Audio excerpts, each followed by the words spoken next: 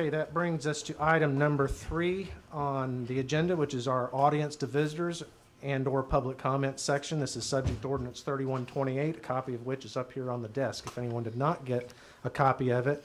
And before anybody else approaches the council, I think Russell Williams wanted to speak, so I wanted to give him that opportunity first. My name is Russell Williams. I'm a leadership coach and developer for Heartland Regional Medical Center. And so I just want to take a moment to thank the City of Marion for sponsoring an event called Live to Lead that we held here in Marion on October 25th. I brought my son David here too, teaching him some leadership and city governance, although his mom said just get him out of the house after 2 days of being home with her. So Live to Lead is a live event that they produce down in Atlanta. It's part of the John Maxwell Company. I'm a John Maxwell certified trainer, and they have world-renowned leadership experts speak at this event in Atlanta every October. And then it's broadcast across the United States and also around the world. There's 326 sites around the world to about 30 countries and to about 40,000 participants. And we show a delayed broadcast here in Southern Illinois at the end of October. This is the 3rd year that we've held the event. The first year was at John A. Logan College, and then the city was gracious enough to host us here at the pavilion the last 2 years. And a little bit about the event this year. We had 24 sponsoring organizations and corporations, plus other businesses that helped us with refreshments and drinks. 300 participants for the full day of training, leadership and personal growth seminars. Blue Cross Blue Shield brings the biggest group. They bring a team of 30 to the event the last 2 years. And so we are now the largest leadership development event in our region. And I believe, I've not been wrong yet, but I believe we're the largest attended Live to Lead event around the world with 300 in the door. I have yet to see a one-time larger event. And it's right here in Southern Illinois, in Marion. And so I just wanted to thank Mayor Absher and our city council commissioners and the city staff for supporting this event. In particular, I want to thank Jared and Jeff, David and Charles at the pavilion, and also Josh and Vince from the Civic Center for providing support. Terrence, thank you for your equipment and helping us. Again, a successful event. I just came to thank you for helping us do that. Appreciate it. Thank you. Okay, would anybody else like to address the council? Okay, seeing none, we'll move on to item number 4, which we have a proclamation. And Mr. Shore, if you want to join me here. All right. Good. Good to see you.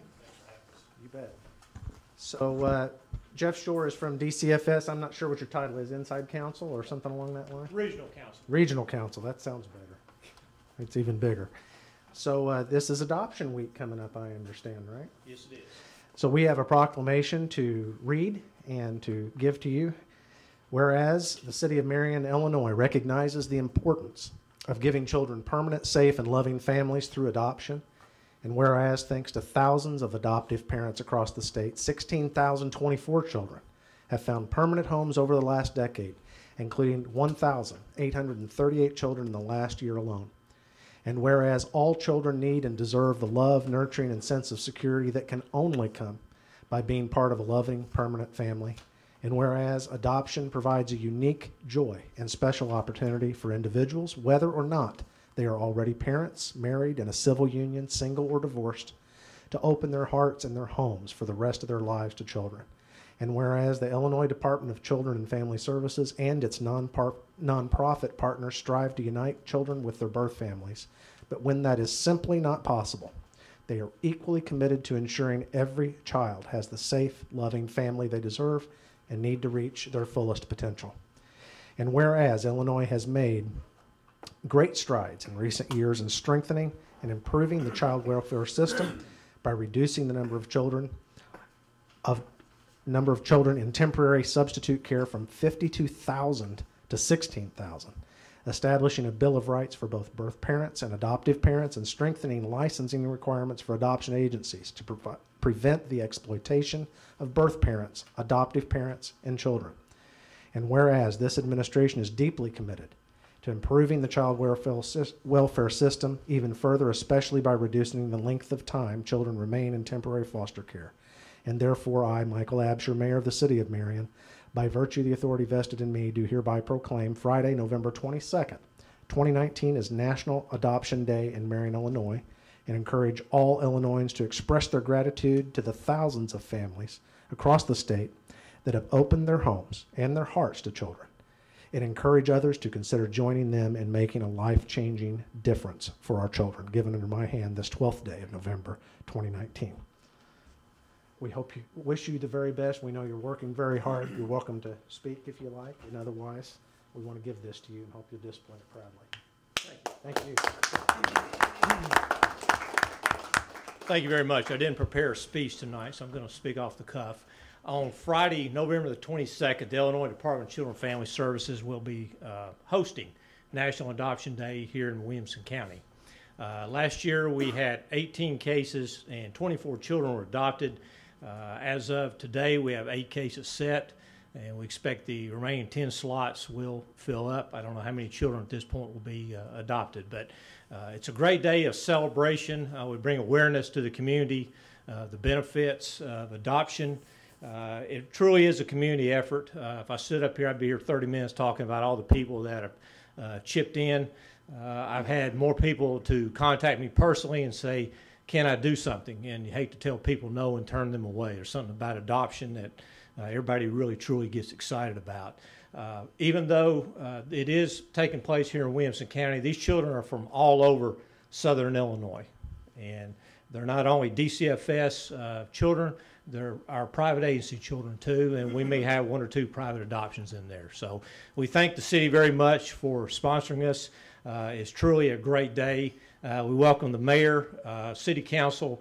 It is an open event, which means it's one of those rare times that you can actually come to court and see an adoption. They're closed proceedings, but we will be having down in the lobby area of the Williamson County Courthouse a celebration.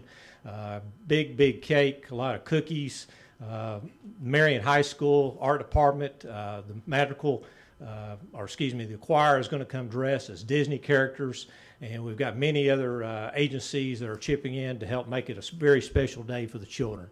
It truly is, a lot of these children are getting a second chance at life, and we welcome you to come and join us on Friday, November 22nd. Thank you. Jeff, I have 2 questions. What time is that on the 22nd that you'd get to see that in court? Yes, we get started from 9 o'clock to 11:45 will be the morning, and the afternoon will be 1 o'clock to 3:45. Okay, second question. Do you have any oatmeal raisin cookies at the event? I think it's Larry's sugar cookies. I think it is. Okay, you might want to reconsider. Thank you. Thank you. Okay, that brings us to item number 5, which is our consent agenda. We have items A through G on our consent agenda tonight. First of all, I'll ask any of the commissioners if you would like any of these items A through G removed from the consent agenda before we vote on it as a whole. Would anybody from the audience like any item A through G removed and voted upon separately from the consent agenda? Okay, then before we discuss any of these items, we need a motion and a second. I make a motion that we accept the consent agenda as written. And I'll second that motion. Okay, any discussion of any of these items, questions of any of the department heads, or discussion amongst ourselves? Okay, roll call, please. Commissioner Patton. Yay. Commissioner Garwick. Yay. Commissioner Webb. Yay. Commissioner Stefan. Yay. Mayor Absher. Yay. All right, item 6A under new business is a reluctant acceptance of a letter. Would you like to, do you have that letter to read? Do you want to read it? I can read it if I've got it Got it right here. here.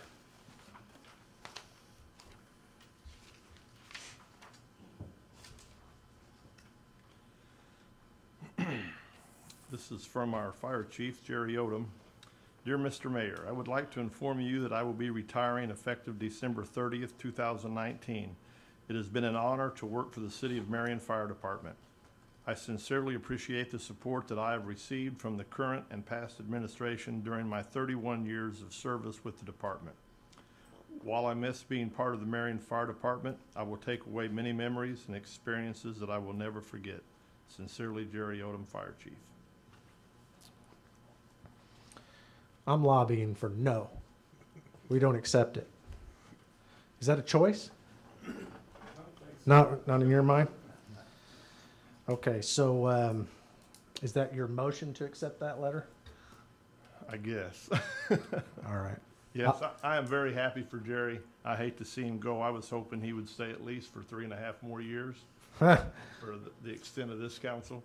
But I understand when it's ready to retire, or when it's time to retire, you need to take advantage of that while you're still healthy and can enjoy yourself. So I appreciate everything that you've done for the city since you've worked here, and I will make that motion. One thing I did ask him why he was resigning on the 30th, and his answer was he didn't want to have to work on New Year's Eve. Go figure. Is there a second? I'll second that. Okay, roll call, please. Commissioner Patton, Yay. Commissioner Barwick, Yay. Commissioner Webb, Yay. Commissioner Stecklin, Yay. Mayor Absher. Yay.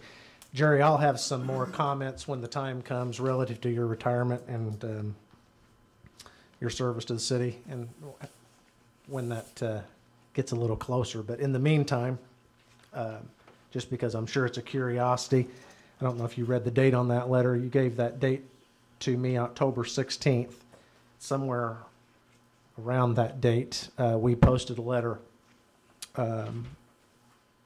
October 16th. We posted a letter at the fire department announcing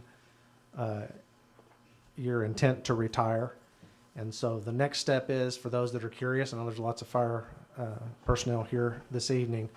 Thus far, we've had 3 internal candidates that have contacted me as requested on the letter that was posted at the fire department. Commissioner Barwick and I, along with Chief Staff Cody Moak, have scheduled interviews with those 3 individuals at minimum. Actually, the balance of this week and early next. This position is a mayoral appointed position, although I will lean heavily on Commissioner Barwick's opinion and Cody's opinion and present that recommendation to the council for their concurrence. My goal is to make that presentation on our second meeting in November on the 25th. And presuming that that is an agreeable choice, I'm also going to ask you at that time, this is going to cost us a little bit of money, I suppose, but I would like to go ahead and be prepared for assuming that's an internal candidate at that point, depending on the position that internal candidate comes from, we need to be prepared for some promotions within the department. But moreover, I would like for that chief-elect to have that opportunity. That's why this timeline exists in my mind, at least as far as the November 25th appointment, is to give that chief-elect the opportunity to spend December with Jerry while he's still available. I had some discussions with him, and I think he's quite convinced, and probably his candidate successors are quite convinced that no one knows exactly what Jerry does every day. And I don't mean that tongue-in-cheek. I mean that goes with the territory. So it would squander the opportunity for us to see December float by and not have, if we have an internal candidate for it, not give them that month's worth of opportunity. It's going to cost us a little bit more, obviously, as we'll have yet one more position. But I'm going to work with Commissioner Barwick on, once that selection is made, and assuming you guys agree with that, there will be some ratcheting up of some positions, I think, that's going to be due that we'll need to give the go-ahead for on the 25th. So, clear enough as a bell?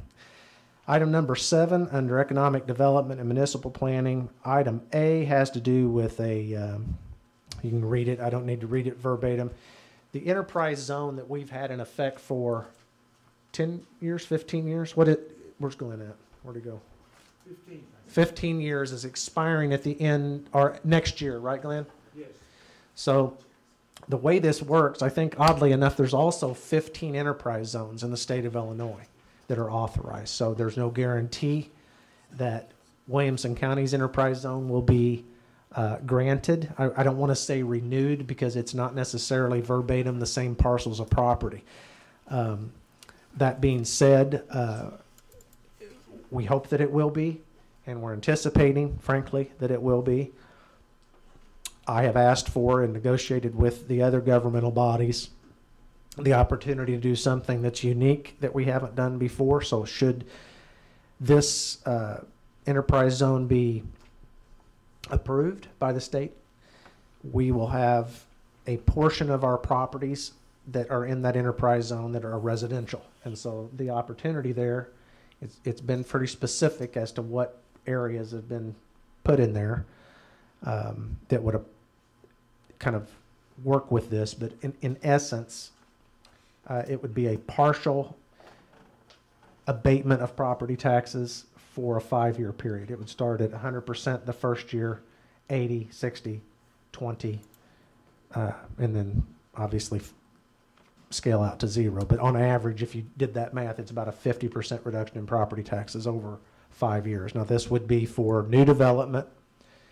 It would not just be for remodels and that kind of thing. So it would be for either owner-occupied housing within that district, or it could also be multi-unit, at least a duplex, so long as the one half is owner-occupied. So the contemplation, which we see going on a lot, is people building duplexes to retire in, but kind of funding it by renting out one half. That would still apply. What would not would somebody building a fourplex or larger or anything like that. So this, without going into the detail of it, this obviously is in our more established areas of town. It does not overlap with the TIF district that we are trying to establish downstream here. But I'm quite excited about that. We'll be the only town in Williamson County that has residential enterprise zone benefits. Mike, you might mention too that there's a minimum investment required to be able to do that too. What is that amount? I believe that is 10 or 11,000. Okay. Yeah, thank you. I'd forgotten about that piece of it. So anyway, these two ordinances are needed, one, for us to be able to enter into an agreement with these other governmental bodies in order to even establish or send the application, and then the next ordinance is be establishing the actual enterprise zone. So any questions about either of those or what the intent is? Okay, we would entertain a motion on 3578 to pass it as presented, please. I'd make a motion to approve ordinance 3578, which is authorizing the city of Marion to enter into an intergovernmental agreement with Williamson County government entities to submit the enterprise zone application to the IDOC, Economic Opportunity. I'd second that. Okay, any questions or discussion of this? Okay, roll call, please. Commissioner Patton, Yay. Commissioner Barwick, Yay. Commissioner Webb, Yay. Commissioner Steckland, Yay. Mayor Absher. Yay. Same drill on item 7B, which is the ordinance 3579, establishing actually an enterprise zone. I'll go ahead and make a motion for the ordinance 3579 to be approved, which establishes the Williamson County Enterprise Zone. I'll second it. Second that. Third that. Okay, any discussion or questions on 3579? Okay, roll call, please. Commissioner Patton, Yay. Commissioner Barwick, Yay. Commissioner Webb, Yay. Commissioner Steckland, Yay. Mayor Absher. Yay. Item number 7C on this resolution. Glenn, do you want to come up and just remap this for us on this project, and especially on the timeline, I think we need to be reminded of?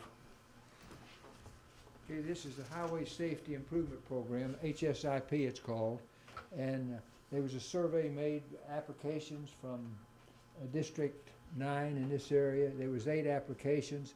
This was rated #1 for funding because we had 78 crashes at the intersection of Williamson County Parkway and 17th Street over a 5-year period. And the problem is you have conflicting left turn movements, northbound and southbound. And 22 of those 78 was side swipes of you're not having a good visibility of making your left each time coming around and side swiping. So the estimated project cost to improve this was $404,500. The local share is 10% or $40,000. The other 90% comes from the federal government through the Illinois Department of Transportation. This would be next year's project, and one of the steps we have to do is to go by and approve and select an engineer.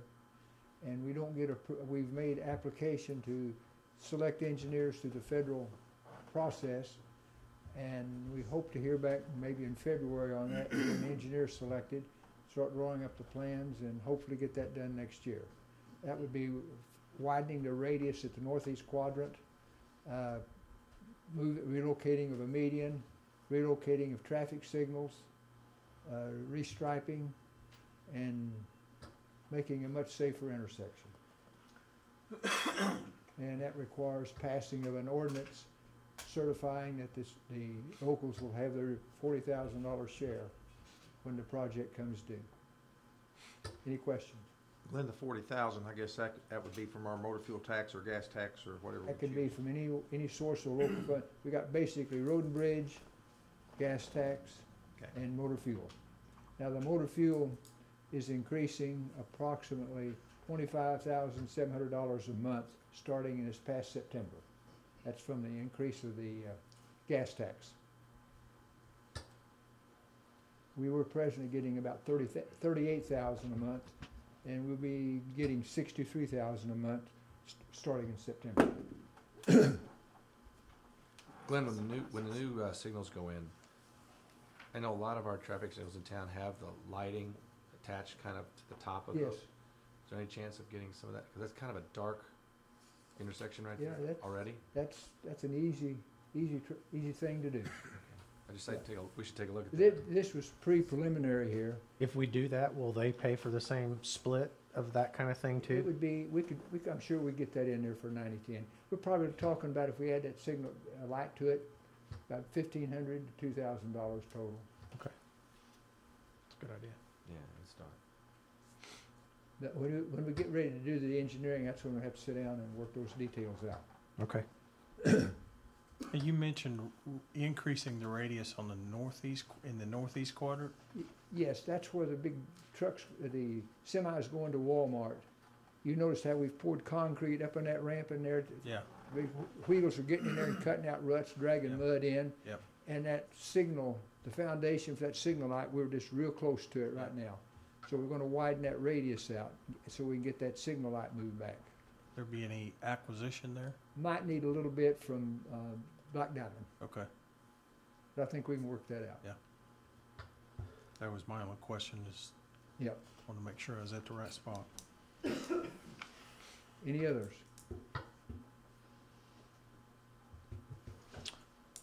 Okay, if there's not any other questions of Glenn, we'll need somebody to basically read 7C verbatim as a motion. Make a motion to adopt resolution 2019-21, which is a resolution of commitment of local funds for local roadway improvements consisting of the realignment of the south leg of the intersection of Williamson County Parkway and 17th Street to correct a negative offset of the opposing left turn lanes and installment of the updated traffic signals. I'd second that. Okay, roll call please. Commissioner Patton, Yay. Commissioner Barwick, Yay. Commissioner Webb, Yay. Commissioner Stecklin, Yay. Mayor Absher. Yay. Item 8A, do you have that in your packet? I don't have it in my, I didn't think there was an item for that. Wendy, didn't you, You guys aren't actually voting on it tonight. You just have to publicly announce the estimate okay. of what you believe your property tax will be. Oh. And then we have a waiting period for any objection or comments. Normally there would be a taxation hearing because most cases taxes go up, which is part of the hearing. In our case, that's not going to happen. So you're not actually passing the official ordinance until the next. Okay. Actually, this is the first meeting in December. This is just where you have to publicly announce the estimate of what you believe the property tax levy is going to be. So I just say that? It just needs to be announced publicly and put in the minutes. Yep. Okay. Our property tax levy is going to be $100. How's that? Good? Is that good? Total for the whole city. That's total, that's not per taxpayer. I don't think it's per person. Okay, so this was, well, I hate to open myself up for this all over again, but when we changed for the forward year, our taxation structure based on the plan that I presented to the council, as you may recall, it included an increase to sales tax with the other side of the coin, so to speak, being an elimination of property tax. That is true to the extent that we're still levying $100. The reason for that being is there's a requirement in the Tiff Act that basically says we cannot go to zero without causing some issues there. So we've gone from 1.819.5 million, is that right? To $100. That's what that is. Hopefully that won't even show up as a penny on anybody's tax bill, but that we'll have to see. I hope not. All right, so I guess that's all there was to that, huh? Any questions on that? It says discuss or approve, so do we actually need to approve that, Wendy? Okay. At this point, you're just publicly announcing what you believe your estimate's going to be. Okay. All right. Item 9A, we have a Tiff agreement. I'm very pleased about this one. We've been working on this for some time. I think some of you may have seen the artist conceptions of the outside renovations that Crown Brew is doing to the old Union Street pub building.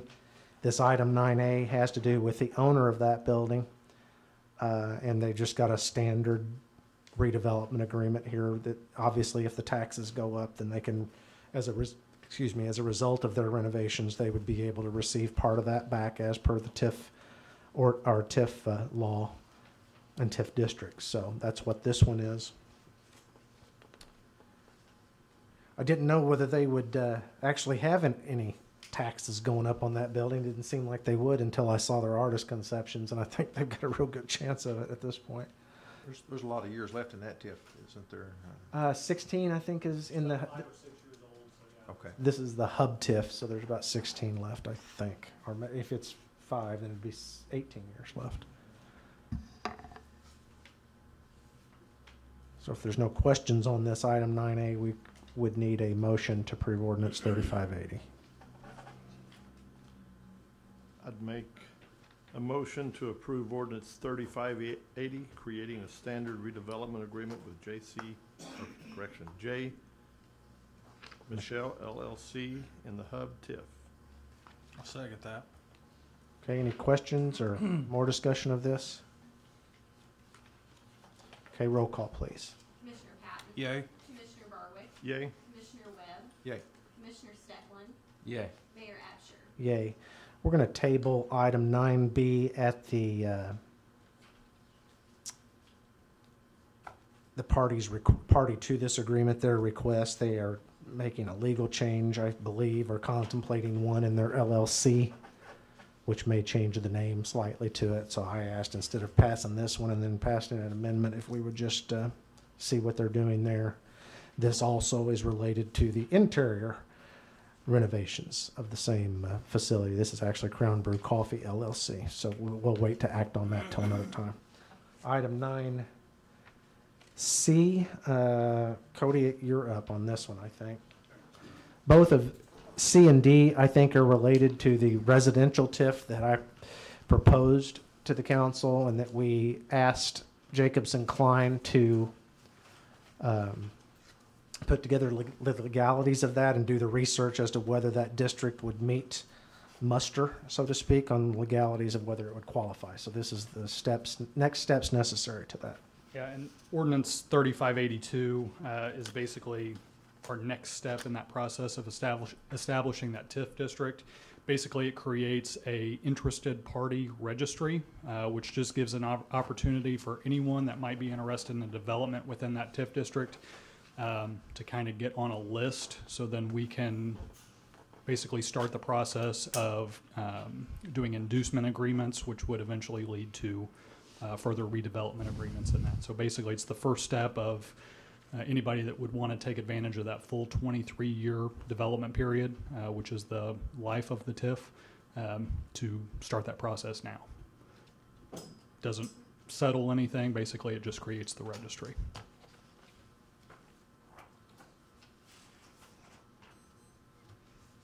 Okay, so you just need a motion on that Yeah, one, we right? just need to approve that one. 3582.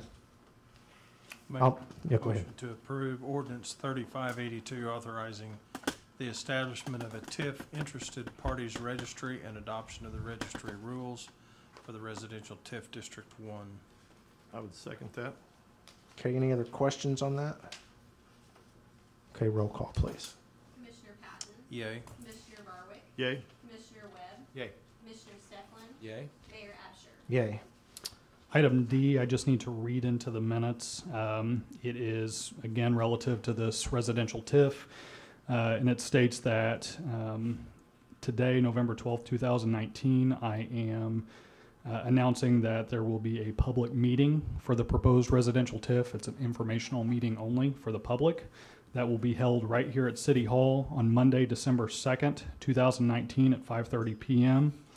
And it's just an opportunity for the city to advise the public, any relative taxing districts on the property area, the project area of the TIF district, and kind of basically what that would look like going forward, and what the city's plan for that district is. So again, no action on this. I'm just reading that into the minutes that that meeting will be held again Monday, December 2nd, right here at City Hall at 5:30.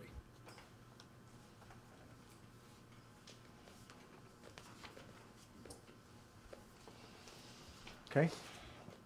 I will just add to that, that if the people are listening or paying attention, if there's any, that meeting would be a good first opportunity, especially for contractors or investors that are interested in seeing how TIF can benefit them in this more established part of town, to attend that meeting.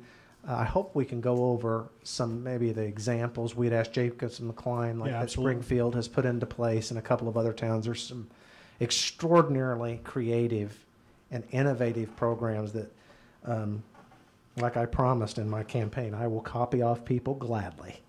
And this is an example of that. This is not new ground per se, except it's just not the way Marion's used TIFs before, but there are great examples that have will be a start to rejuvenate and cause reinvestment into some of our more established parts of town. So we're excited to talk through some of these things. They're really just thought starters at this point. I don't mean to say that council would have to approve them. You guys haven't even seen these. They're just examples. Hopefully, if we get some feedback Right. from some potential investors, or even homeowners for that matter, because there's homeowner programs as well. But maybe that feedback will help us formulate some of those programs moving forward. But needless to say, I'm pretty excited about it. I think it's going to change the game for people that build homes here, and look at some older parts of town that they would otherwise simply not look at all. So hope people will come to that. Okay, thanks, Cody. Yep. Okay, item 10A is kind of continued from last meeting. I know we have talked about this internally a lot. I know that the insurance vendors and agents have talked to each of the or I think have talked to the council members quite a lot, and we've talked about it quite a bit. I'll let Cody discuss what the takeaways from this, but I want to be unambiguous with this. And despite personal connections and local connections to people, this administration's recommendation is to accept the bid from CMS, the LGHP plan. But we'll let Cody go through the particulars of that. Okay, I want to be so clear about that from the get-go. gave you a new sheet today, and I had shared this with John as well this morning. As far as fixed costs go, the main difference between the two plans is about a $99,000 difference. That difference just represents the fixed cost premium of our current plan versus the local government health plan provided through CMS. The variable difference is the part that it's really hard to forecast. Current year, we're on pace to reach about $490,000 in that unfixed cost and that variable cost. And so basically what that encompasses, we talked a little bit last meeting about what task is and the health reimbursement side of things. What that represents is to adhere to our collective bargaining agreements. Basically, there's a $500 deductible individually, and then there's an additional $750 max out of pocket for an individual. For example, this doesn't include family. I'm just talking about the individual side of things. So on that, anything above those amounts, we have to reimburse. The city has to reimburse those figures. Ultimately, that reimbursement could add up potentially to $4,500 per individual. For a total with everyone that's on our insurance, both on individual plans and family plans, could potentially reach $1.8 million. It never would. That would be the catastrophic end of things if basically every single person maxed out in the city. It would never happen, but that's what we're looking at on the reimbursement side of things. A potential for $1.8 million. Like I said, this year we're on pace to reach about $490,000 in those reimbursements. And that's on top of these. That's on top of our premiums. That's correct. Okay, so the numbers you have in front of you on the Blue Cross plan represent a 12-month lock-in on that rate. So those premiums would be good for 12 months. On the local government plan, because their fiscal year, it's a state-ran program, because their fiscal year runs July 1st to June 30th, that would represent a 6-month premium for us, okay? They have locked us in for an 18-month period at our tier, so they operate their rates based on a tier system, and basically it's what we qualify for within their rate of tiers. We currently qualify as a AA. Their highest rate, their best rate is a AAA, so we're one off of that. On any given year, you cannot move more than one tier up or down, okay? They've locked us in, like I said, for an 18-month period. So for the remaining 6 months of the state's fiscal year this year until June 30th, and then on top of that, they've locked us into that AA tier for the additional year on top of that. So again, this would be until potentially June 30 of 2021. With that, that's not to say that that rate cannot or will not go up effective June 30th of this year, or effective July 1st of this year, rather. But they just locked us into that tier group. The administrator for that program told us that rate in a given year within a tier can go anywhere from 0 to 8% of an increase is what we could expect off of that increase that will be coming in July. We will know what that increase is in April. If we wanted to rebid at that time, we could. It would be obviously a short turnaround. Well, I say that. We have to be on their plan for a year, so we would have to wait until 2021 to rebid. But with that, the administrator said on average, consumers of their product see on average a 2 to 3% increase any given year. John Barwick, myself, and Jessica met with the administrator. Those were the information that he gave us. So to summarize that, because I know I kind of jumped around, for an 18-month period, we're locked into their AA rate.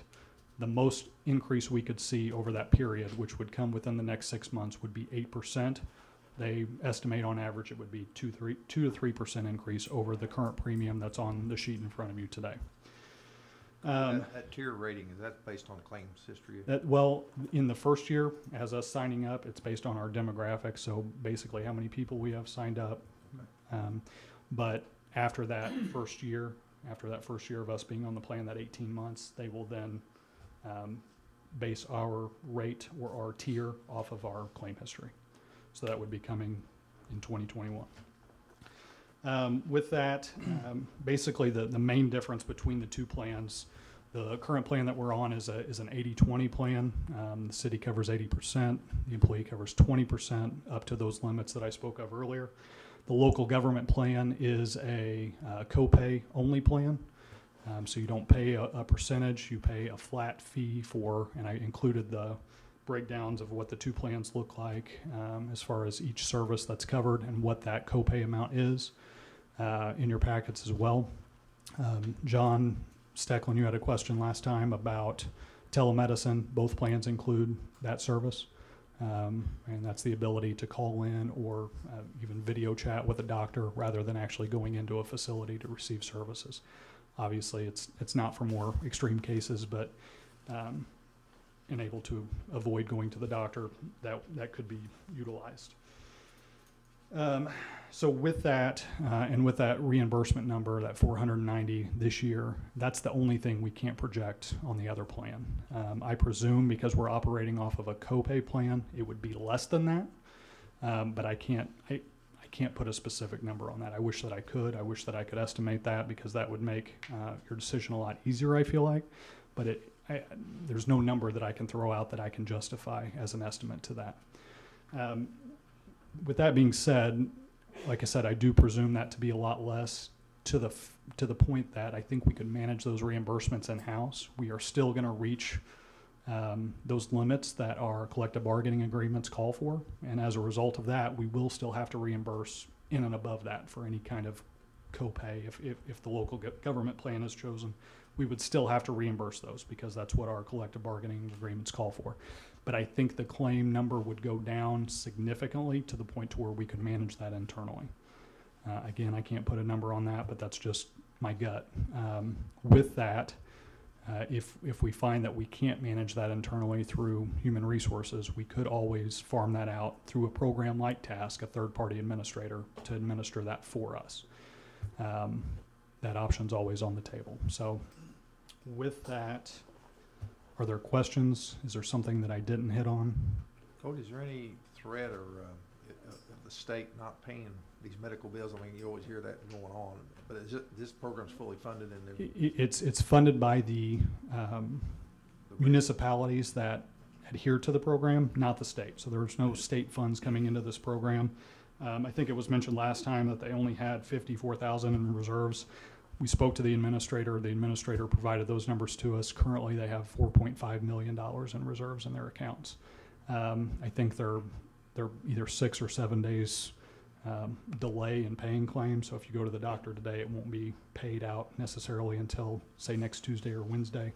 But that is in contrast to the state that I think is currently 4 or 5 months behind on paying their claims. So it's completely separate of state funds. It's just administered by the state. It's not funded by the state.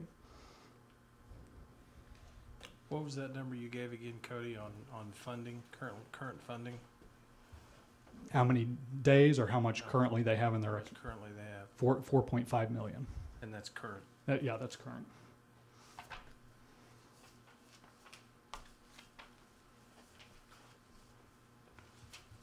Cody, can you double check? I hate to disagree with you, but I want to make sure we've got the right number. I thought that number was 2.8.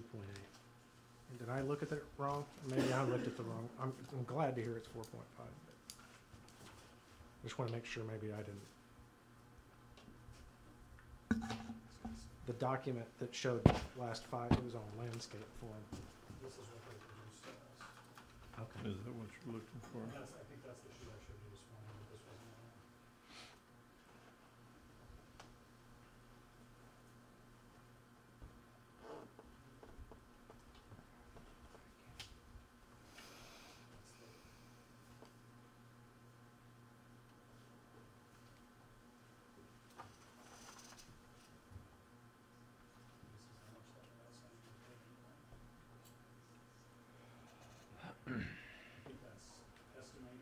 Okay. Okay. So 4.5 is good. Can I put? Sure. One of the things that we had done to try to, because our drug card with Blue Cross was the lower copays on the drug card, and we'd offered the alternative on the drug card, which saved $25,000.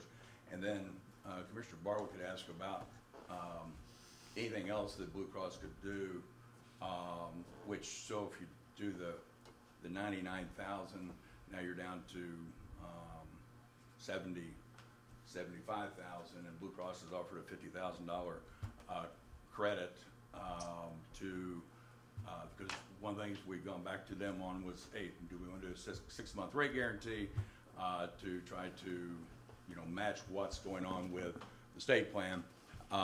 And they didn't think that was going to be good for them, good for you, good for anybody, and to offer their credit to bring that down. So with the two items, you're down to about $20,000, $25,000 difference, and our rates do, or those rates that were shown on Blue Cross, do include the task, which is the reimbursement, where there's none of that on the local government health plan built into those rates. So for $25,000 over the next 12 months, you're probably going to have more than that in reimbursements of claims to bring it back to the contracts with the employees.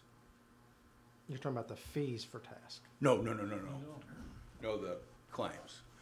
Our claims, the claims for task that the city's paying is built into those rates that Cody was. Is that capped at a certain amount, John, or? It's not capped at a certain amount, and it would be on either one. But no, the amount that we're projecting on Blue Cross includes the reimbursements to bring it down to the $1,250 out of pocket. So right now, based upon what Cody was showing, your $99,000 difference over the next 12 months, plus a possible rate increase, plus any reimbursements back to the employees for their plan. And like I had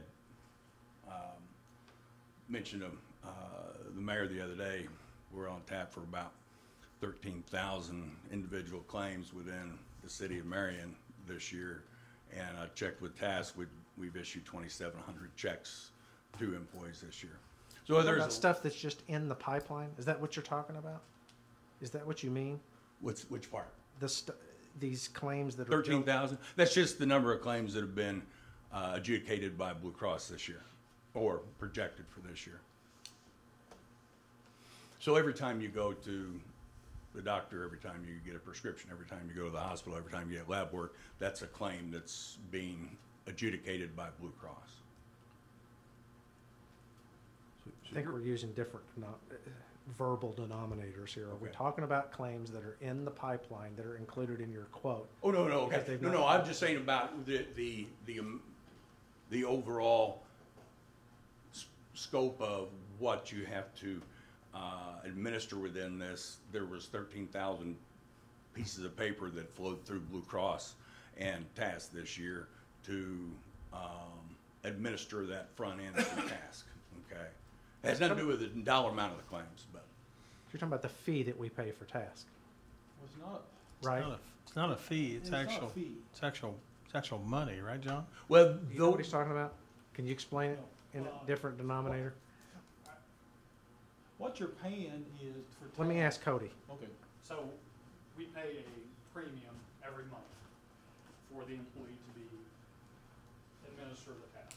It's $6.12 Right. a month per employee. Right. Is that what you were talking about? No, Is that fee? no, I'm just talking about the pure Reimbursements. amount of claims that are flowing through this plan right now. And it's more of a, That's not a dollar figure, No. that's just total claims. so, but anyway, I guess I maybe confused the point there, but like I said, with the Blue Cross, if we go with the alternative drug card and the credit, you're down to about $24,000, which again, now you have to add back in a possible, and we'll say there's no rate increase, but I would have, and just like you have one right now who, somebody who's going through some procedures, and I pulled their claims today because it's something that's, and actually they're having another surgery today. And when you add those things up, and then how many physical therapy visits they're going to have to do, and every physical therapy visit's a copay, you know, he's going to end up with $2,500 probably dollars out of pocket.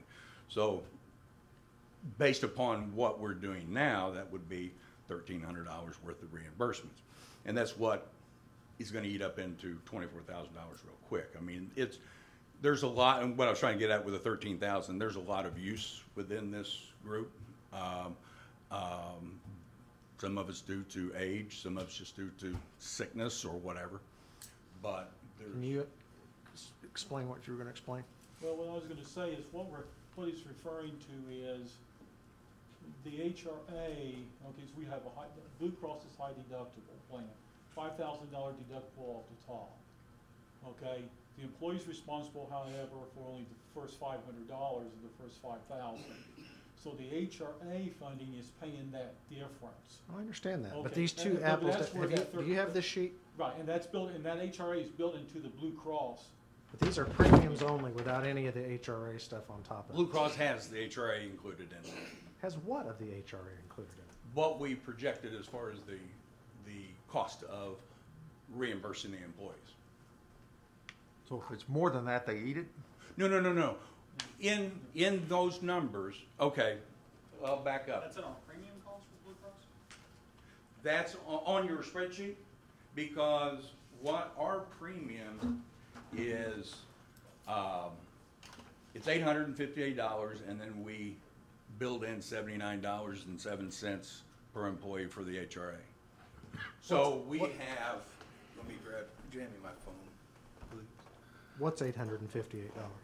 $858 is what Blue Cross is gonna charge for pure premium, okay?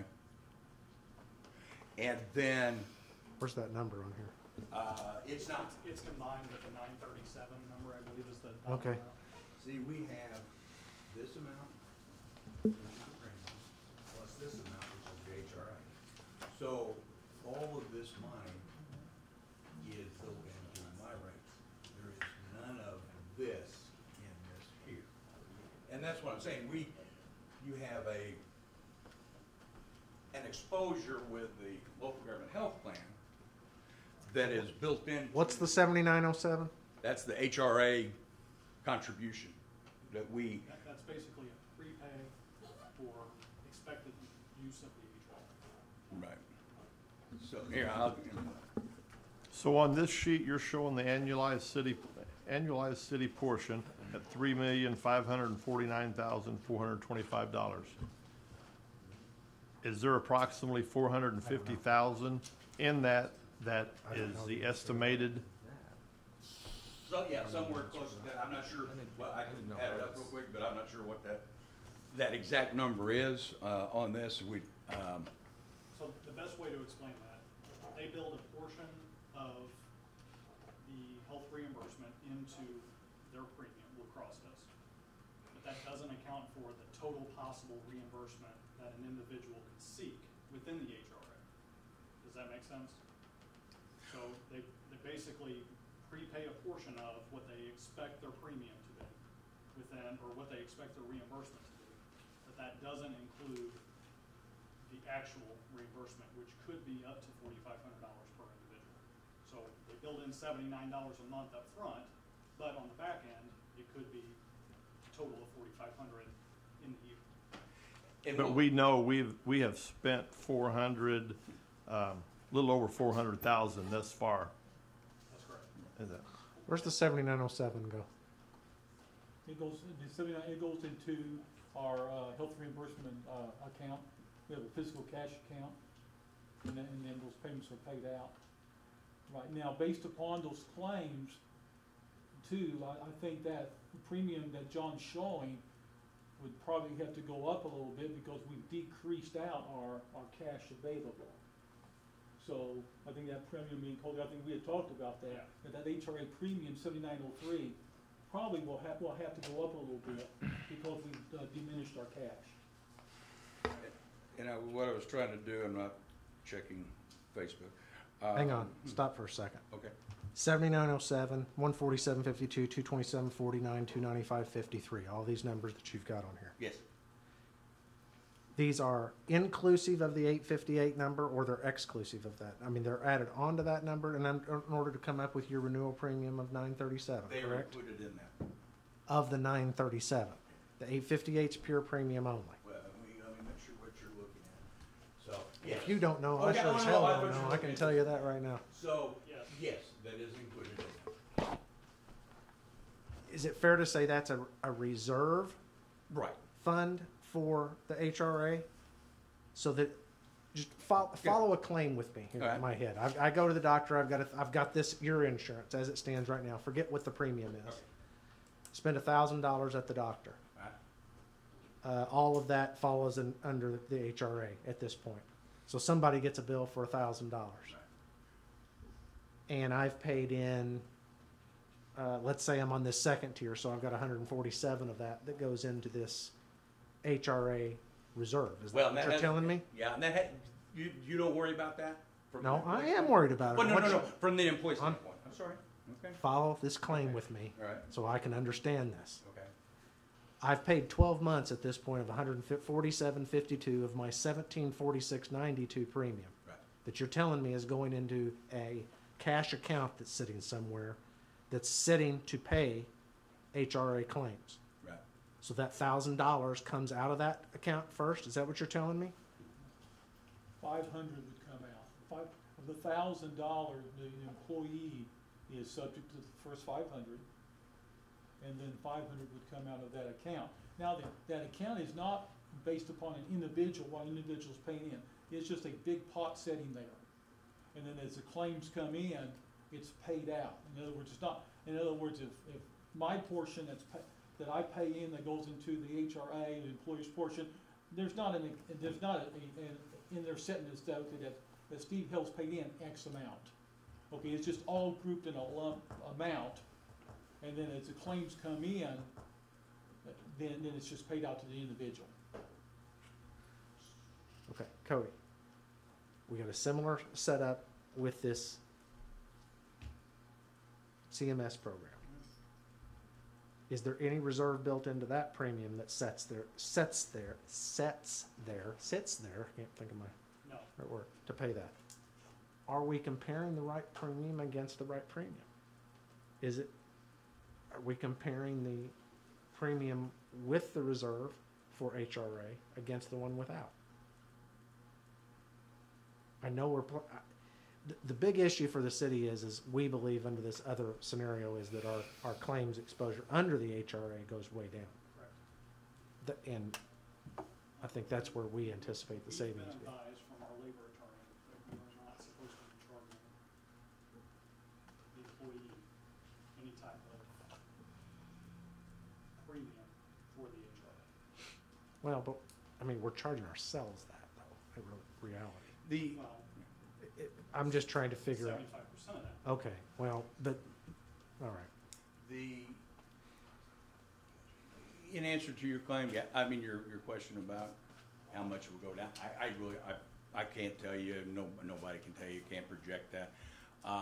But what I'm getting at is, right now, if we did the change of drug card and the $50,000 credit, we're down to $24,000 difference without local government, any funding of that, and set you up for a 12-month rate guarantee versus the 6 month, and say it may not go up, but I imagine you're going to have more than $24,000 in expenses coming out of that, and also you would actually have over the next 12 months 2 plan years within the local government health plan, because between now and or January 1 and July 1 is a plan year for them, because you're coming in mid-year, and then you'll have a second plan year starting July 1.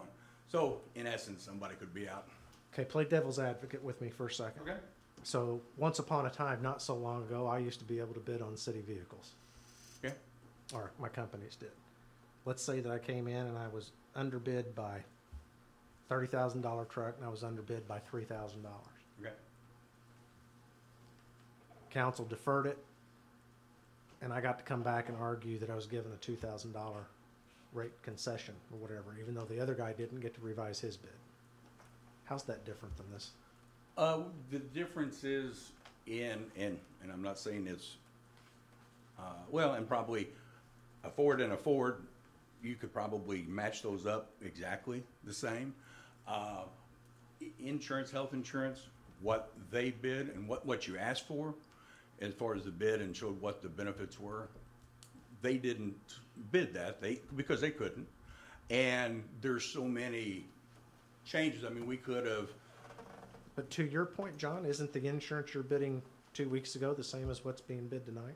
It's just the price changed. It would be, the only difference would be if to try to match the prescription drug card would be the only other thing. But yeah, I mean, what we bid originally versus where we're at today, I mean, versus the local government health plan, you're about $40,000 off, and we have our HRA funding included.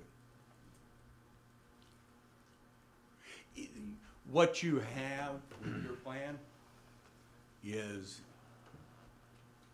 maybe a little more complicated than what people have dealt with in the past, because a lot of people in the past, it's just, hey, here's a straight deductible, here's your co-insurance, here's your drug card, and there's not this reimbursement. The reimbursement is there for a couple of reasons. One, to save money on the front end of the premium, but also to adhere to the contracts that the city negotiated in the past of trying to get with $1,000 max family out of or deductible and a max $2,500 family out of pocket and all those things. So it is a little complicated. We've been doing it for a long time this way, and it seems to work well for most people. But anyway, I truly believe you're not looking at apples and apples, and you never will be able to, but ours does include that funding, and the local government health plan does not. When we went out for bid, Cody, we didn't specify how we wanted this reimbursement quoted? Or No, because again, we're not, we shouldn't charge employees any part of their premium for reimbursement. Reimbursement is something that we have to adhere to if any kind of insurance bid that we get doesn't adhere to our collective bargaining agreements. That becomes a city responsibility to make up those costs in order to adhere to that collective bargaining agreement. So, because most plans nowadays adhere to the Affordable Care Act standards, most plans have somewhat of a higher deductible, which because our limits are laid out in our collective bargaining agreements, we're going to have to do something like that regardless. It's just the nature of the beast. I guess I'm having trouble understanding why the state plan didn't include it, where he did. I mean, You're not supposed to. They don't administer anything like that specifically. That would fall on us to administer that in-house, or if we hire their own third party to do so. Cody, can you explain, and maybe I'm just not reading this right, the initial bid sheet that we got with the three Yeah. shows And I just narrowed it down. it shows $500,000 difference in the two. We've worked through a bunch of details. I provided you a new sheet tonight. So this one, Correct. okay. Because that original, I think, at the time, $400,000 worth of reimbursements was included in it. Okay. That was that. So delta. this one supersedes that one. Correct. All right. So if I'm looking at this right, on the renewal for the Blue Cross and Blue Shield at $3,549,425, that's including an estimated amount for the reimbursement. We know we've spent $400,000. So if we back $400,000 that we've already spent out of this premium, that's probably going to give us a ballpark. Not right off of that. So the $3,098,690 includes estimated $490,000. For about 400. That is exclusive of that. No, That's what it's got here at the bottom. No, because that's just premium. So the $3,098,000 That is just premium, exclusive of the $490 that we've reimbursed so far this So year. that's not included in either one. Correct. So it's not Correct, included but- in either. That is inclusive of what's built into the premium of the employee, or of the renewal premium. That reserve, it is inclusive of But the it- reserve amount, but not of the full reimbursement. But if you're looking at the city's annualized portions, city only, our side, then that's not included in either one. No. Or it is included in either one, The but it's, premium is, the premium. The premium. The reserve amount, yes, okay. of the Blue Cross plan, but not of the. So we have $400,000 built into that 3 million, whatever. So if you backed out that, our premium would be whatever less that. So let's say we go through next year and everybody has the same amount of sickness, and at the end of next year, we've spent the same that we've spent now. Let's say it's this 400, whatever you had in this, 490,000. Okay. Our bottom line would still only be 3,098,000. Now, if, Yeah, it go up a little bit, but yeah. It's gotta go up some. Yeah, we don't have Because, a because renewal we're paying about 32,000, what, 32,000 a month now in the HR, goes into the HRA a month.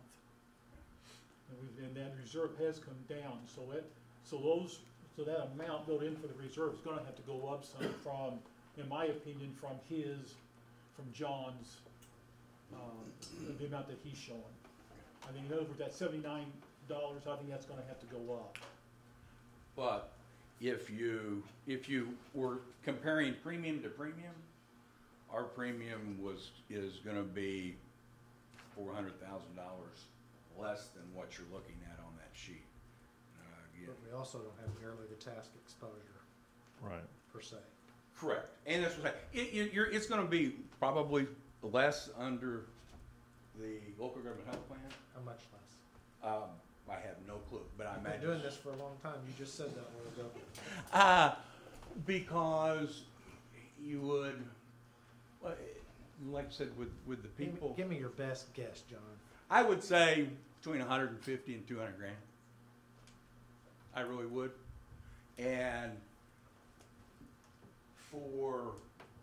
So to use your numbers, okay, for 250 to 350 cheaper on the fixed plus the guest variable costs on this CMS plan. But admittedly, it's a gamble and it could go the other way because of the variable costs. no, would you say that? Well, if we're 100 grand to the better on the fixed costs, 97,694 is what I came up with. You're saying on the task or task-like exposure, you just said it'd be between 150 and 250. Less under the CMS plan. You thought that's your best guess. Right. Adding between 150 and I'm rounding this up to 100 for easy math for me. So we're somewhere between 250 and 350 cheaper on your best guess with this CMS plan. No. Okay. Because you're right now, you're at $100,000 cheaper with local government health plan. To bring local government health plan up to us, if my best guesstimate is $150,000 cost of claims, now we're $50,000 cheaper. Say that again. Say it again. So you're right now $100,000 less with local government health plan.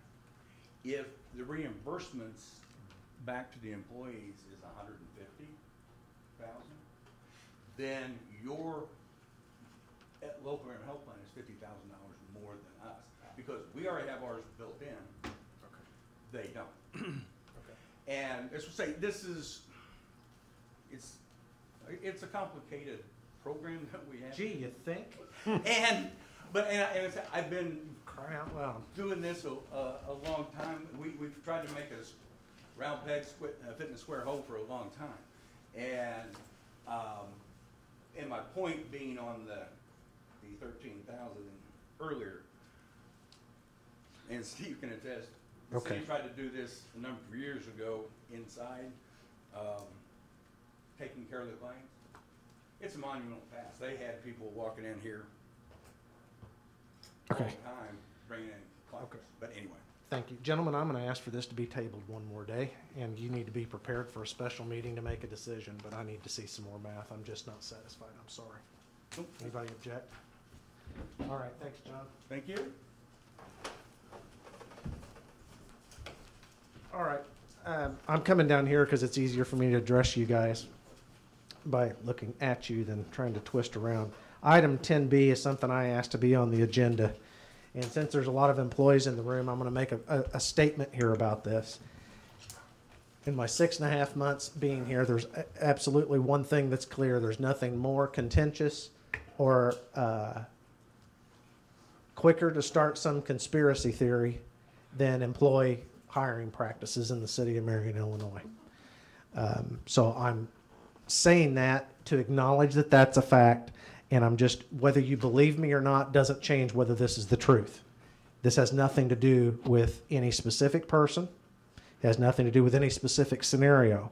It has to do with something that I agreed with wholeheartedly several months ago that was in the employee handbook that I have come to question over the last several months as what if scenarios have been presented to me, being the one that's here all day long, and you don't get those what ifs thrown at you all the time. Here's what I've come to believe. First of all, we have two policies. This is in, I think, Section 2.3 of the Employee Handbook. The intent here is to be above board with our hiring and, frankly, to do away with the, whether it's the perception or the reality of past practices that tended to, in some people's eyes, hire employees of or relatives of other people that typically worked in the city. I'm going to make this statement as a student of management my entire life. I have a degree in it. I've studied it. I still practice it. Nepotism is one of those things that sounds really, as far as doing away with or having a policy against, it sounds really good and it's idealistic. In my experience running businesses in small towns, my 8 years on the school board, both of which happens to be the largest employer in town, both my companies are one of the largest employers in town, and the school district, I can say to a certainty, it's very difficult in a small town where you're a very large employer to exclusively hire only someone that's not related to somebody else. It's very difficult over time to end up in that situation. Now, the unintended consequences of this, whereas the intended policy is that, hey, we're completely above board. We simply aren't going to hire Joe Bob's sisters, barbers, whatever. And that's going to make everybody feel better. But here's the unintended consequence, both in what I've experienced in business, what I definitely experienced on the school board, and through some of these what-if scenarios. I just want us to be aware of what the unintended consequence, in my opinion, is, which is we have some very big departments in the city. We've got some very small ones. HR happens to be a one-person department. You're right in front of me. You get the lucky example. Whereas if you just think through it, the hub's a very large department, police, fire, these are very large departments. In some cases with multiple shifts. So there's examples where people wouldn't even have a chance to work in the same shift as other people. I'm also going to say this, and these are my personal opinions. People can agree or disagree. But as this pertains specifically more so to the fire department and to the police department. And I don't mean to single them out, but this occurred to me as I was thinking through this. I've taken a great deal of pride in always considering until this latest departure from my job, my real job, that being in the car business was somewhat of a vocation. That's different than a profession. A vocation has to do, if you look up the definition, as a calling, something you always felt a gravity towards. So I always felt being a car salesman is not always looked that way, and I get that. But what I mean by that is I grew up around a number of conversations, more conversations than not around the dinner table that were centered around my family business. It was more than just a job. It was a vocation. I consider pastors to have a vocation. I consider lots of professional trades to have a vocation. I consider police and fire to be vocations. Now, I consider it that way. And what I mean by that is despite that it sounds really good to never hire a relative, the reality is one, being in a small town and the potential for hiring it's getting harder and harder to hire good people anywhere, and the potential I see, particularly within some departments, it's not entirely a bad thing for a police officer, an aspiring police officer, to be related to another police officer. It would be ideal if they wouldn't be in the same town, but I don't know that it's necessarily unworkable because they may not be on the same shifts. I will say this, and I mean this wholeheartedly. This is my personal opinion. I do not believe they should be supervised by a relative under any circumstances. But this sentence that we have, under no circumstances are relatives allowed to work in the same department, is very, very restrictive. I think it may yield unintended consequences. And the unintended consequences are that people, at no fault of their own and at no fault of their relative, may be the best qualified person for the job, but they simply get passed over because of a sentence. My suggestion to you, we do not have to make a decision tonight, but this, after thinking through this, being presented with multiple scenarios, and I'm going to say it again, I'm going to say it for that camera and for YouTube and anybody else that cares to listen, including all the employees. There's not a specific employee that I've got in mind here that I'm trying to get hired. I'm actually trying to think, what's the next council? What's the next mayor got to deal with? What are the policies that affect things long term? It may come up next week. It may never come up. I don't know. I'm trying to think this from an employer standpoint. Here's what my suggestion that we do. We don't have to act on it tonight. You can think about it, or we can act on it tonight. Here's the way I see this. Again, we've got big departments and small departments.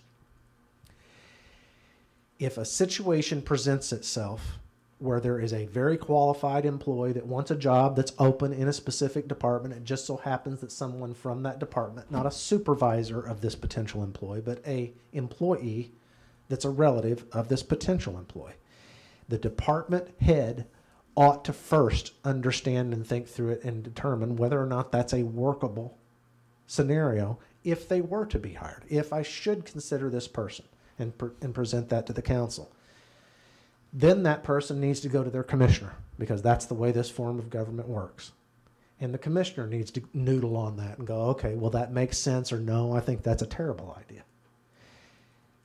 And then lastly, I think the council, even if those two individuals are wrong, the commissioner and the department head, if it somehow makes it through those levels we think collectively it's a crappy idea, it's a really terrible idea, there's no way that's going to work, then this council needs to be the one that's the last arbiter on that kind of thing. But that is the counterpoint, if you will, to just simply putting a sentence in a book that says under no circumstances. Because I think it's that under no circumstances that ultimately is going to depend, or ultimately going to meet with a situation at some point that somebody's going to want to argue what I'm arguing tonight, that this person can't get hired just simply because of a sentence, and this makes no sense. This person is not going to be supervised by so-and-so. They're highly recommended, or they're whatever, highly motivated. It's clearly the best person that we could hire. That could either be a merited position or it could just be any other position. And I just think this particular sentence, which I admittedly and vociferously supported several months ago, I think I was wrong. So I think it deserves reconsideration. That's my argument. We can discuss it at your pleasure, or we can table it. We can do nothing, but that's the argument. I wanted to do this in public for very specific reasons, because this causes all kinds of consternation.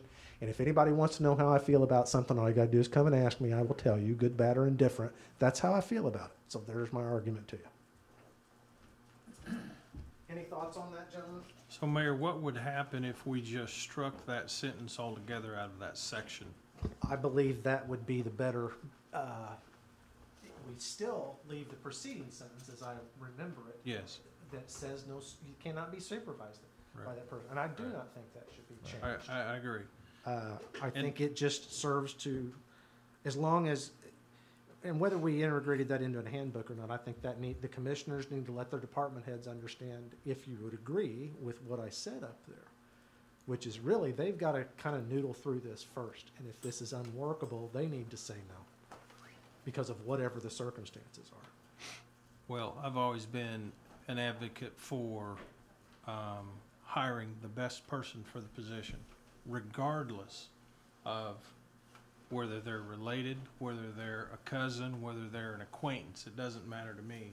I don't see that. I see who is the best person for that job. And if it happens to be another relative or a relative, I think we have to overlook that, because our job here is to put the best people in place. And if it's somebody that's related to somebody that already has a job, then so be it. I don't think they should be penalized based on this sentence that we currently have in the But you handbook. don't, do you agree they should not be supervised by that? I right? 100% agree that they shouldn't be supervised, yes. Okay. What about you guys? I totally agree with what you're saying. I think a lot of our employees, their family, their children or relatives take a lot of pride in their jobs. And I think we have a city to be proud of. And whenever you have a family member that, wants to strive to do better and is proud of, what their relatives have done, I don't see why we should penalize them just because they're related. And I will go a step farther on the supervision. I agree with that on direct supervision. Are we talking about the department head? If he's not in direct supervision with the potential employee? Well, there again, I mean, we got such different command structures within different departments. I'm Right. not sure I know how to even That's think why through that I wouldn't right think this a second. blanket statement, No. maybe each individual It's- appointment Yeah. It's, would be looked at and and I think on its it's own got to merit. be a case by case, and I think the mayor made a good point in that it has to be thought through, not only by the department head, but also the commissioner, and then brought, I think, to the council, and that full discussion, I think, would be healthy for everybody. Well, and again, just so I say this for my own, I feel like I need to say it. I realize the perception of lots of people are that these are all political hires. Yeah. And for at least the way we're operating right now, I wasn't here before, so I don't know. And political, maybe that's too strong of a word. That's what I think most people think of it. I guess that depends on what you think of the word political at that point. But I don't see any evidence of that at this point. What I prefer is for the department heads to make their decisions. When we've done this and hired at these department levels before, rarely in the times that I've even noticed have I known these names prior to them getting on the agenda. A couple of times I have, but I haven't had any input really on them. And to be honest with you, I prefer it that way. I think the department heads need to pick their people. I think the commissioners need to stand behind it and bring that to the council. But there's a level of responsibility there then with the commissioner to make sure that this is a workable scenario. Because let's call a spade a spade. There is a chance that a department head thinks something's workable that you guys might not. And you need to be a check on that. It may be a terrible idea. But from my standpoint, if your department brings forth a hire and you endorse that by virtue of allowing it on the agenda, I don't know that that's, I guess I'm accepting that. I want to accept that, but I think as long as there's this check and balance there, but maybe, I don't know. And if this is what, you guys haven't spoken yet, what do you think? Is it double-edged to you? Well, here's the thing. That statement, I think, is too heavy, number one. I agree. In a small town, you know this as well as I do, being on a school board, it's very difficult many times to not be related to somebody in a town this size. Now, with that being said, you're always going to have a certain public perception that it was nepotism, it was whatever, call it what you want, but, if so-and-so, it's a brother, it's a, whatever, they're going to go, oh, well, that's because, so-and-so. So it's always, whether this statement's in there or not, because I'm not sure we're adhering to this today. I don't think we are. I think we have this in some of our departments now, and whether This wasn't retroactive to begin with. I know, but I'm just saying, I don't know that we follow that heavy-hearted statement today, and I don't know that it's been an issue. I agree that you should never be a direct supervisor, being in a relative position, because then that does just spew nepotism on there. And so I agree. And I think our HR would, I'd take the lead from you that I don't think that's a good statement. That's way too. I think this statement actually was a model statement that was provided to us by a vendor, right? I mean, we didn't invent it per se. Okay. Do we know how old that is? No, we added. Oh, we added this? Yes. And like I said, this was added in this version. In a big city, so to them, that's probably. Yeah. These are attorneys, not boots on the ground. Gotcha. And I wouldn't, I believe I would have argued, if I had noticed it, I think I would have, which I may have, I don't remember. I would have argued for this at the time. But then, since then, as people have come to me, I can see there being some bona fide situation where we would be passing up on some really good people, in theory.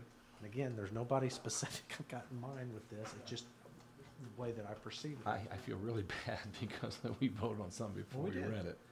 I mean, we I read it. We I would read have it, but argued for it. there's a lot in there, and this is just something that just went. But I would have argued.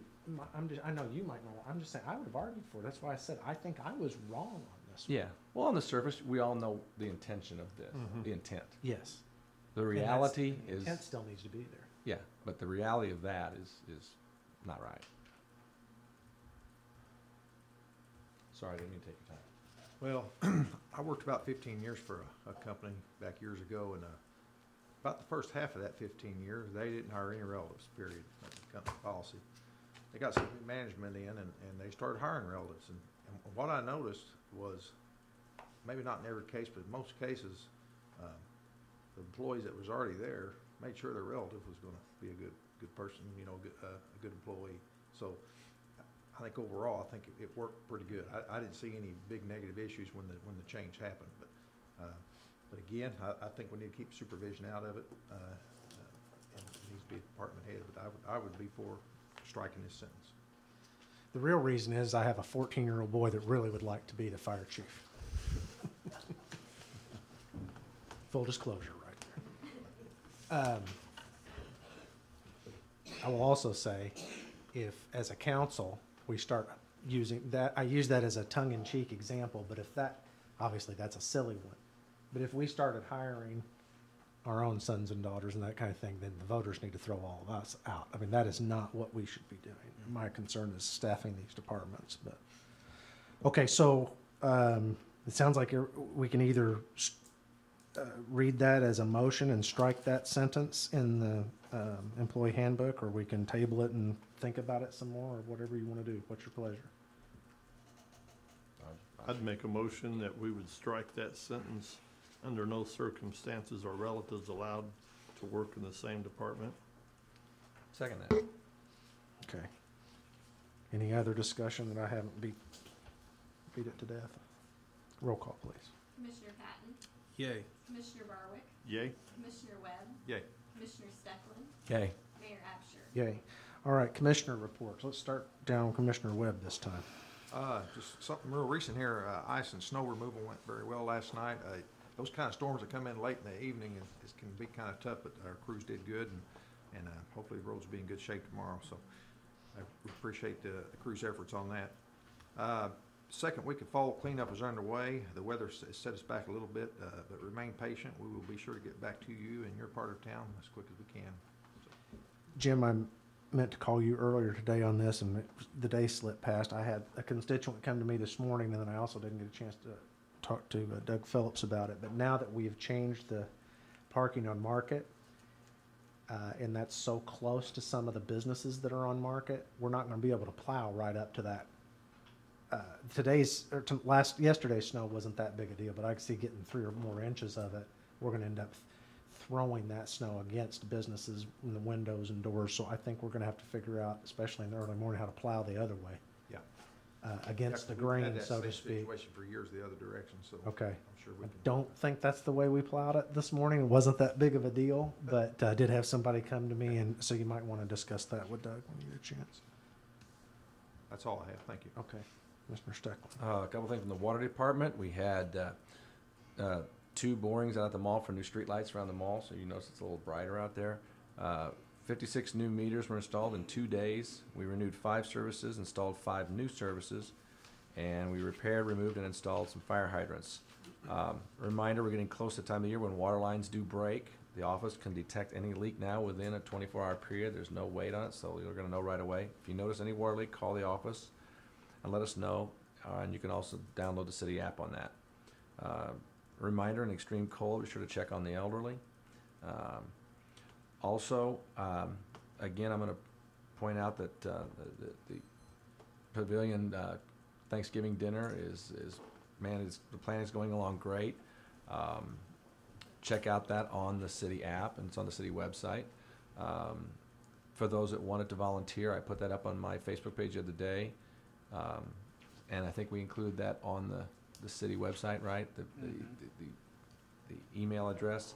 So, and you can, instead of calling the city, but we'll give it to you too, but you can get that right off the thing if you want to volunteer for that, because according to estimates that we're planning, we're going to need about 75 volunteers for this, because the amount that we originally had thought has increased exponentially for what we're hearing as far as how many dinners we were planning on now. We were planning about 400 to 500. Now we're planning close to 3,000. So it's going to be a major event. So anyway, looking forward to that, but it's going to be a lot of work. So Is there contact on your Facebook, you said, for yeah, somebody that wants there to is. volunteer? There is, yes.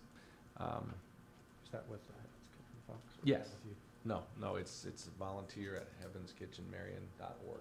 Okay. But again, we can give you that information here, or it's on the 3,000 website. meals. Can you, Yes. make sure you get that on our We'll copy make of it- his post or something? Smoking 175 turkeys, I think. It's the plan right now. That's a lot.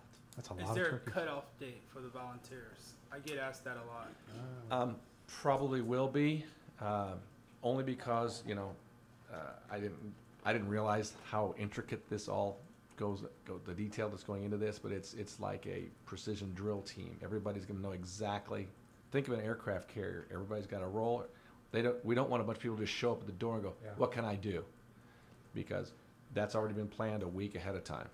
So, you may be welcome, we may need for somebody, but everybody's gonna be already instructed exactly what their role is that day. That way, nobody's just walking around, bumping into everybody else, not knowing what's going on, You're So this, volunteers should register by, register through that, Through contact that Heaven's email. Kitchen, that email that he, Volunteer at Heaven's Kitchen. provided. Heaven'sKitchenMarion.org. they seem to have a, as soon as possible. Yes. they seem to have a real good fix on all of it. They've Very got it. good. Okay. Yeah, Yeah, Gotcha. yeah, it's pretty amazing. okay. So that's all I've got. Mr. Barwick. Have a report from the Marion Police Department for the month of October. There were 4 city ordinance violations. There were 17 warrant arrests, 508 incidents reported, 128 traffic accidents, and 5 DUI arrests. Dispatch calls, there were 4,135 dispatched calls, 2,200 911 calls, and 254 ambulance calls for the month of October. Commissioner Patton? I don't have anything to report other than we've wrote 6,372 checks. No, I'm kidding. We have, everybody's got stuff to report except me. I mean, all we do is write I checks. can give you that And keep information if you money. want it. I can supply it. I think it'd be kind of boring for everybody. I think so Yeah, too, but we I'll just, supply it. we keep writing them and making sure the funds are there to write them. We're good. Okay, anything else to come before the council, commissioners? I do not have personally a purpose for a closed or executive session unless any of you do. So seeing none, I would entertain a motion to adjourn this regular meeting. I'd make a motion that we would adjourn. I'll second that motion. Okay, roll call, please. Commissioner Patton? Yay. Commissioner Barwick? Yay? Commissioner Webb? Yay. Commissioner Stecklin? Yeah. Mayor Adams? Yay. Thank you all.